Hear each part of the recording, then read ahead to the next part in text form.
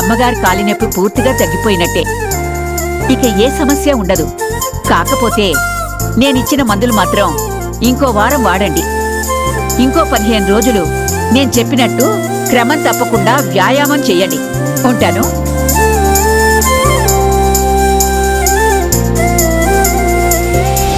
నన్ను దీవించండి అమ్మమ్మా. దీర్ఘాయుష్మాన్ భవ.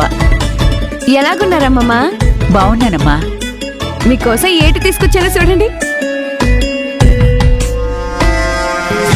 ఇప్పుడు మీనాక్షి వచ్చిందేంటి?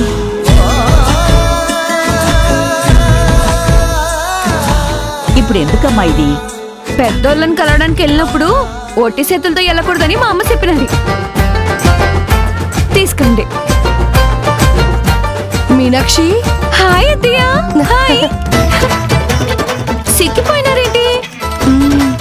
ఓహో, ఈ కోడలు కనిపించి చాలా రోజులైందని బెంగెట్టుకున్నారా? నేను ఆశీర్వదించండి అత్తయ్య. చల్లగుండమ్మా, చల్లగుండి. మీకోసం ఏం గిఫ్ట్ తెచ్చినారో చూడండి.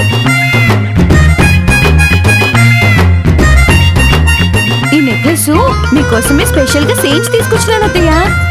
ఈ డిజైన్ మీకు చాలా బాగుంటుంది. చూడండి.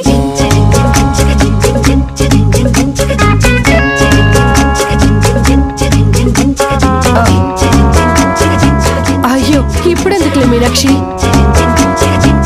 అయ్యో, పొద్దున్న నన్ను తీసుకెళ్ళిపోతుందా ఏంటి? బలవంతం చేసి నాకు ఇచ్చేస్తే బాగుండు. నెక్లెస్ చాలా బాగుంది. ఊరుకోండి అత్తయ్య. నాను సంతోషం కొద్ది ఇస్తుంటే కాదంటారేంటి? తీసుకోండి, తీసుకోండి.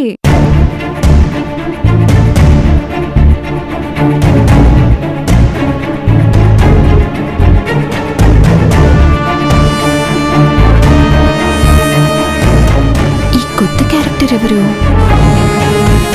అయ్యయ్యో, వర్ష వచ్చింది. తన ఎదురుగా నాకు రామరాజు అంటే ఇష్టమని మీనాక్షి గనక చెప్పిందంటే మొదటికే మోసం వస్తుంది.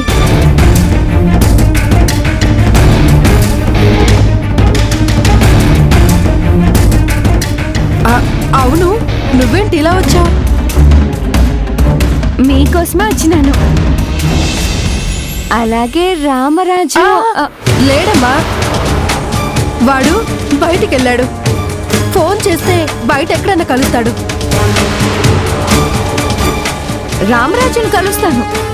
అంతకన్నా ముందు ఒక ముఖ్యమైన వ్యక్తిని కలవాలి. ఎవరిని? వర్ష అంటే తనేనా?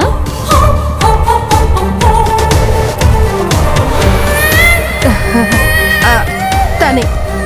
ఎందుకు? ఇప్పుడేగా చూస్తున్నాను. ఓసారి పలకరిద్దామని. తనని పలకరించడానికి ఏముంటుంది? మీరుండండి అత్తయ్య.